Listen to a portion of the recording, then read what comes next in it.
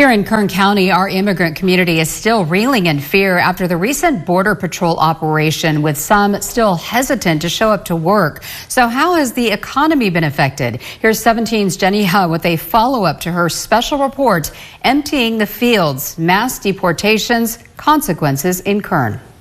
Farm workers are so crucial to Kern's agriculture industry because they're the reason why crops like these mandarins get packed and put on your table. The two big industries here in Kern County, which do employ a lot of undocumented, in the construction industry, maybe 70-75%. In the ag industry, a few years ago, it was about 48 to 50%. Experts say following the Border Patrol operation 3 weeks ago, those industries have seen a worker shortage. There was like 2 days that our harvest was a little bit disrupted.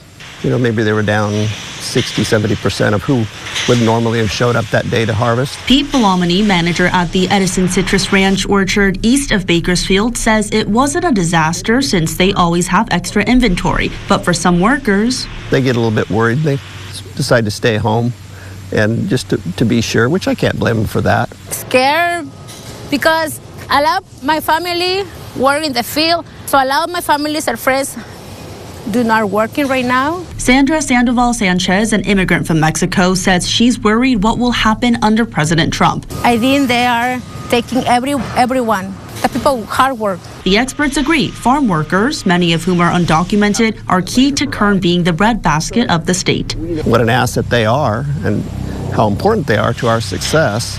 And while the degree of labor varies by the task, without the farm workers, any crop that relies on hand harvest, hand labor, the production is going to come to a halt.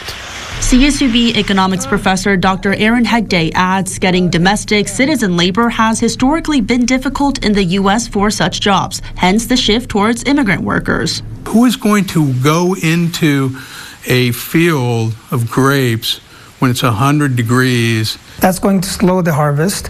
It will make the harvest more expensive. That has to be translated to the consumer. Hegde says if mass deportations happen, Kern's GDP may decrease 10 to 20% by the end of this year. As for Kern's exports like pistachios and almonds, there's not enough harvest to be exported, and whatever is there will be expensive. And he says the economic repercussions can be far more extensive. For every dollar an agricultural worker earns, they spend about $1. The impact is about $1.30 in the economy. Then, that impacts the restaurant, that impacts the neighborhood market. Jenny Ha, 17 News.